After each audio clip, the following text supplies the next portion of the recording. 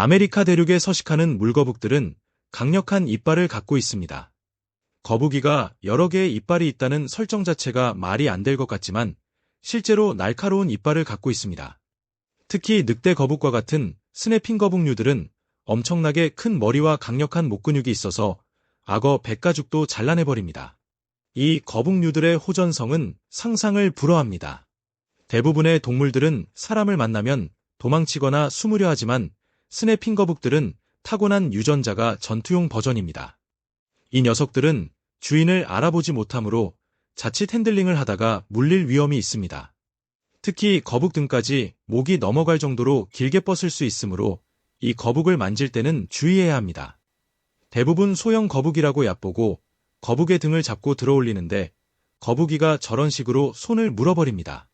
물 밖에 있을 때는 느리게 움직이기 때문에 별로 위협적으로 보이지 않습니다.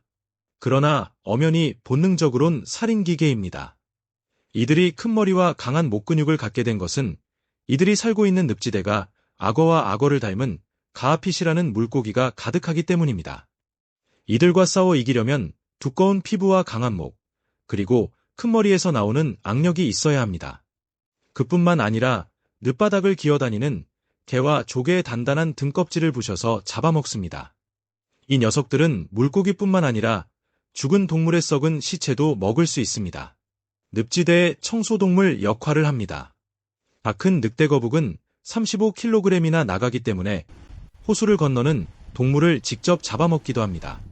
다음 영상은 물속의 늑대거북이 호저를 잡아먹는 영상입니다. 호저는 몸에 난 모든 털이 강력한 가시로 이루어져 있는 동물입니다. 가시들은 끝이 구부러져서 한번 꽂히면 잘 빠지지 않습니다. 사자도 호저를 보면 특별히 배가 고프지 않은 이상 피해버립니다. 포식자가 호저를 물면 강력한 가시들이 포식자의 얼굴을 꿰뚫어버립니다. 그러나 물에선 상황이 다릅니다.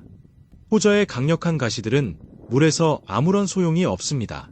늑대거북은 호저의 다리를 물고 계속해서 물속으로 잡아당깁니다. 나무 토막 위에서 위태롭게 있는 로저는 속수무책으로 당할 수밖에 없습니다. 물속의 거대한 거북은 호저의 다리를 물고 잡아당겨 결국 물속에 빠뜨립니다. 상황이 이렇게 되면 호저가 살아날 가능성이 극히 적어졌습니다. 이제 호저는 살기 위해 네 다리를 바둥대며 목을 물 밖으로 꺼내 놓으려는 것에만 모든 에너지를 사용합니다. 물속에서 잡아당기는 늑대거북과 싸우려는 생각은 아예 못합니다. 그로 인해 늑대거북은 손쉽게 호저를 제압할 수 있었습니다. 이 광경을 카메라에 담은 사람은 아직까지 어떤 상황인지 알아차리지 못했습니다. 그래서 사건 현장에 다가가서 살해 현장을 살펴봅니다. 그곳에서 거대한 크기의 늑대거북을 발견합니다. 이 녀석은 통나무 아래에 숨어 있었으며 호저의 시체를 더 깊은 물로 끌고 가는 중이었습니다. 이 녀석은 호저의 내장을 가장 먼저 먹을 겁니다. 그것만 먹어도 3개월간 아무것도 먹지 않고 살 수 있습니다. 그리고 나머지 부분은 운 좋게 그곳을 지나가는 다른 동물의 차지가 될 것입니다. 주변에 서식하는 물고기들에게도 좋은 먹이가 됩니다. 특히 가아피쉬와 같은 물고기는 거의 악어와 비슷한 습성을 가졌습니다. 이들이 먹어치우는 식사량도 엄청나서 10kg 정도의 호저라면 대략 4시간이면 뼈와 가시를 제외하고 모든 부위의 살이 사라집니다. 호저를 살해한 범인은 잠시 자신의 얼굴을 보여준 뒤 식사를 위해 물속으로 들어갔습니다. 늑대거북은 북미 대륙에서 강력한 포식자입니다. 물론 물속에 상주하는 북미산 악어는 강력한 힘이 있으므로 늑대거북이 상대하지 못합니다.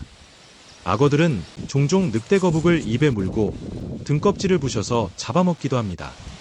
그러나 늑대거북의 등껍질도 매우 단단하기 때문에 거대한 크기의 악어가 아니라면 쉽게 당하지 않습니다. 물속에서 악어와 늑대거북은 종종 함께 발견됩니다. 악어가 먹이를 잡아서 공포의 회전으로 몸통을 뜯어놓으면 많은 분진이 발생합니다. 그 부스러기를 작은 크기의 늑대거북들이 먹어치웁니다. 악어 역시 늑대거북의 딱딱한 등껍질이 부담스러워서 특별히 배가 고프지 않다면 이들을 먹지 않습니다. 그렇다고 늑대거북이 항상 승리만 하는 것은 아닙니다. 늪지대 곳곳에는 이들을 노리는 포식자들이 득실거립니다. 그들 중 하나가 아메리카에 서식하는 큰 수달입니다. 큰 수달의 성체는 1m가 넘어갈 정도로 상당히 크게 자랍니다. 이들의 이빨은 맹수의 그것과 비슷합니다.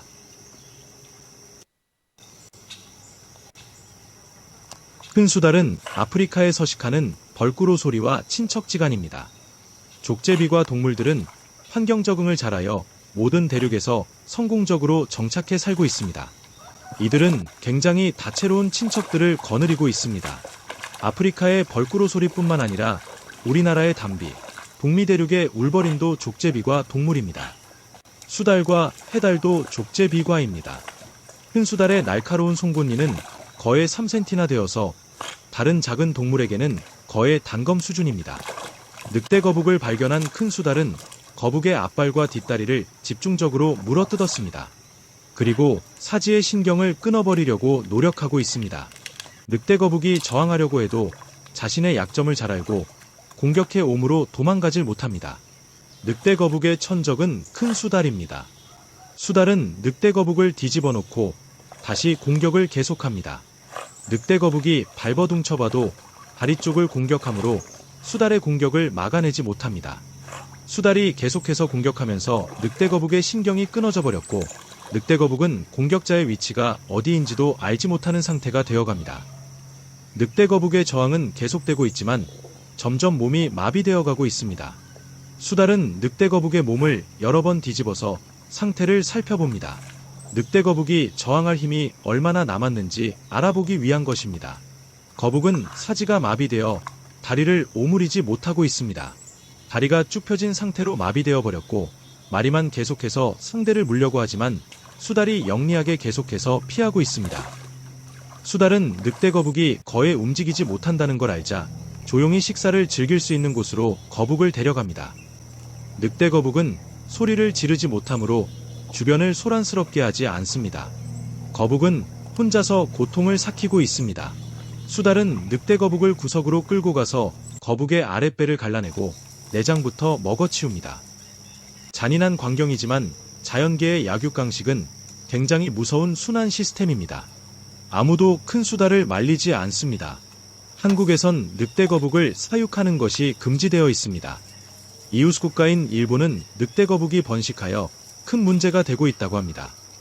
일본의 날씨는 늑대 거북이 자연적으로 증식하기에 최적의 조건이 되어 야생에 방사된 개체들이 빠른 속도로 숫자를 늘렸다고 합니다.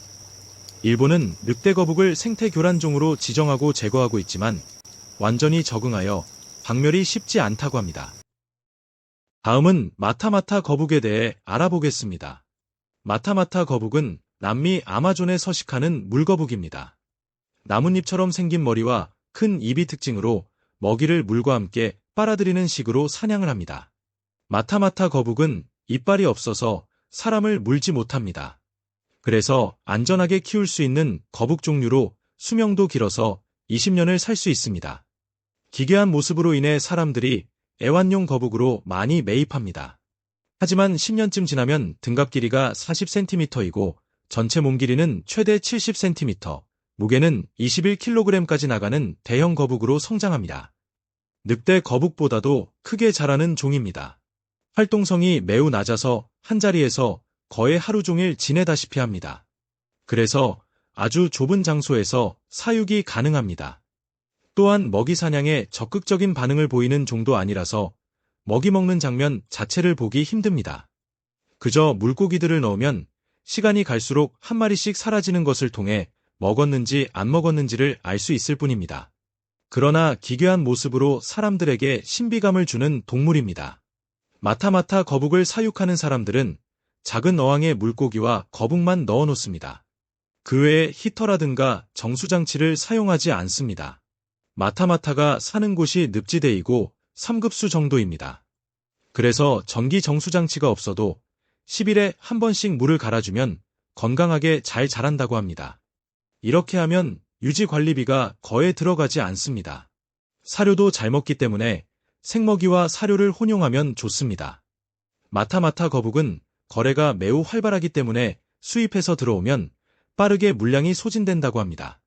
늑대 거북처럼 다이나믹하고 활발하게 움직이지 않습니다. 그러나 마타마타만의 매력이 있습니다. 적은 공간을 차지하고 많이 움직이지 않으며 좁은 곳에 두어도 불평하지 않습니다. 큰 어항이 필요하지 않으므로 생물을 키우는데 이것만큼 좋은 것이 없습니다. 다음은 빅헤드 터틀에 대해 알아봅시다. 이 거북은 중국 남부와 태국, 미얀마, 라오스, 베트남에 서식합니다. 산속 계곡에 살며 개와 가재를 주식으로 삼습니다. 딱딱한 먹이를 깨트려서 먹어야 하므로 머리가 비정상적으로 커졌다고 합니다. 저온종이라서 20도 이하에서 키워야 하므로 사육 난이도가 상당히 높습니다. 대부분 빅헤드 터틀은 서식지와 비슷한 환경을 만들어 주어야 쉽게 살 수 있습니다. 게다가 이 종은 세계자연 보전연맹 적색 목록 위급종입니다. 특히 불법 야생동물 거래로 인해 야생에서의 개체가 빠르게 줄어들고 있는 상황이기 때문에 구입 난이도부터가 어렵습니다. 불법으로 채집된 빅헤드 터틀은 중국인들이 비싼 가격에 사간다고 합니다. 중국은 이 거북들을 들여와서 인공번식을 통해 개체 수를 점차 늘려가고 있습니다.